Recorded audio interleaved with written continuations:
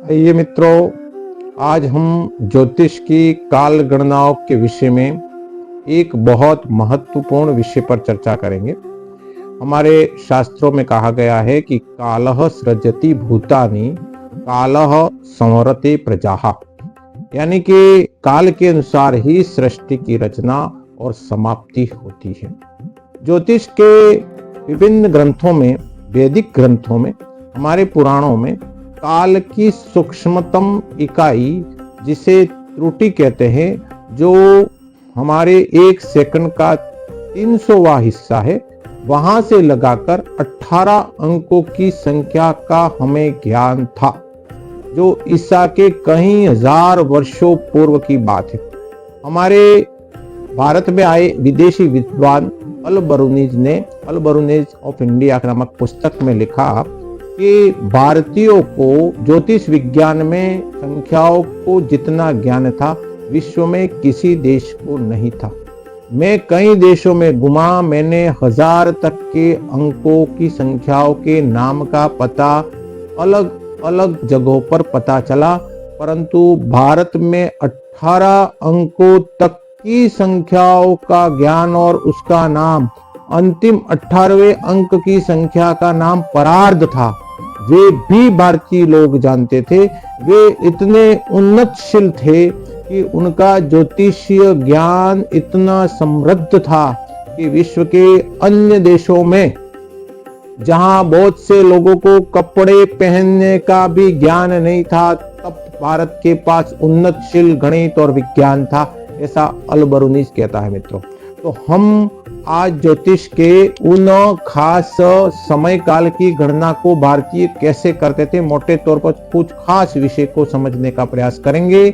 हमारे वारामिहिर ने 550 ईस्वी में पंच सिद्धांतिका में काल गणना के 5 अलग अलग सिद्धांतों के ऋषियों के बारे में बताया, जिसमें उन्होंने पितामह सिद्धांत, दूसरा वशिष्ठ सिद्धांत, तीसरा रोमक सिद्धांत, चौथा पुलिस सिद्धांत और 5वां सूर्य सिद्धांत। इस पांचों सिद्धांतों के आधार पर ज्योतिष की विस्तृत गणित हमें मिलती है।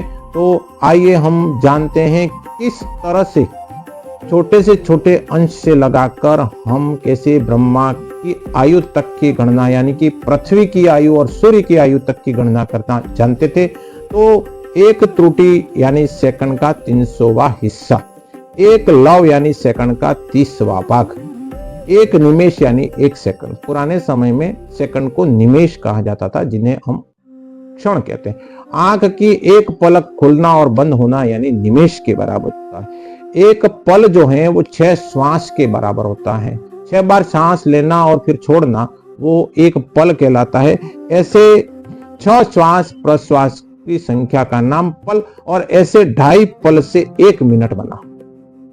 मित्रों, ऐसे 60 पलों की एक घड़ी बनी, जो 24 मिनट के बराबर होती। घड़ी का नाम भी इस भारतीय ज्योतिष में एक घड़ी शब्द से बना, जिसे घटी भी कहा गया है। कहीं कहीं दंड शब्द का भी उपयोग लिया गया है, कहीं पे ये इसको घड़ी ये सा भी कहा गया।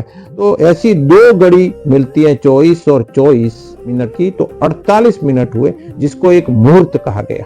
और ऐसे 15 मुहूर्त यानी कि आधा दिन बना, जिसे करण नाम दिया गया। ऐसे 2 करण मिलने पर जिसके अंदर 30 घड़ी बनती है, और उसको एक दिन कहा गया है। और इस घड़ी शब्द को, जिसमें 2 घड़ियां मिलने से मुहूर्त बनता है, हमारे पंचांगों में घटी और पल का समय हमेशा दिया हुआ होता है। तो मित्रों, 15 घड़ी का एक करण, 30 घड़ी यानी कि एक दिन, 60 घड़ी यानी कि दिन और रात, जिसे अहोरात्र भी कहा गया है, जिसे नक्षत्र दिन भी कहा गया, जिसे तिथि संज्ञा भी दी गई है। तो वह लगभग 24 घंटे की होती थी। और इसी 60 घटी के जो समय काल है, ऐसे एक अहोरात्र बना। ऐसे 15 अहोरात्र मिलने पर एक पक्ष बना। ऐसे 2 पक्षों के मिलने पर एक मास बना, और ऐसे 2 मास मिलने पर एक ऋतु बनी। ऐसे 3 ऋतुओं से एक अयन बना, और ऐसे 2 अयनों से एक संवत्सर बना।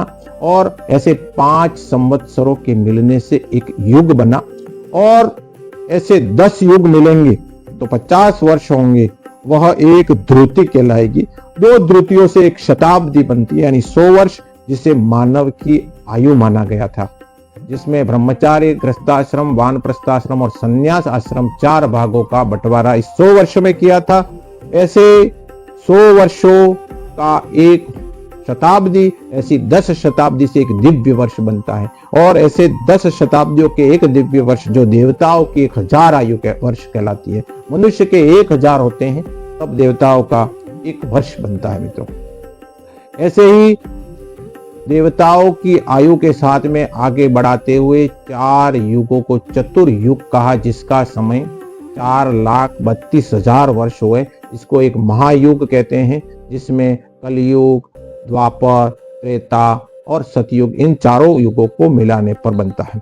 ऐसे 4 युगों जैसे जैसे 1000 महायुग जब शामिल होंगे तो वो एक कल्प बनता है।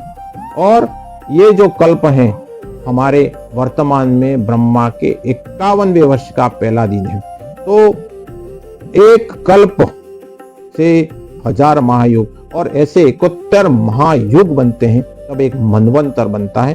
और एक ब्रह्म वर्ष जो है, ब्रह्मा का एक वर्ष 360 ब्रह्मा के दिन के बराबर होता है, जो 15,05,520 वर्ष का होता है। ऐसा एक ब्रह्मा 100 वर्ष तक अपनी आयु पूरी करता है, तो वह 15,05,52,000 वर्षों के बराबर होता है। तो मित्रों, ये थी ज्योतिष की हमारी दिव्य गणनाएं, और ये जो गणनाएं हैं जिसके आधार पर पृथ्वी की आयु, सूर्य की आयु और साथ ही पृथ्वी के दिनों के बारे में, सूर्य और चंद्र के साथ में, नक्षत्रों के साथ में और अन्य प्रकार की काल गणनाओं में बहुत महत्वपूर्ण भूमिका निभाते हैं। ज्योतिष हमारा इतना उन्नतशील था, जिस समय भारत में या विश्व में कहीं पर भी दूरबीन या ऐसी वैज्ञानिक चीजें आविष्कार नहीं हुई थी, फिर भी भारत के ऋषि मुनि इस तरह का आकलन कर लेते थे, जिसके लिए विश्व के और विदेशी पर्यटकों और इतिहासकारों ने भी दांतों तले अंगुली दबाई और आश्चर्य व्यक्त किया कि निश्चित रूप से सनातन संस्कृति के ऋषि मुनि बहुत महान थे।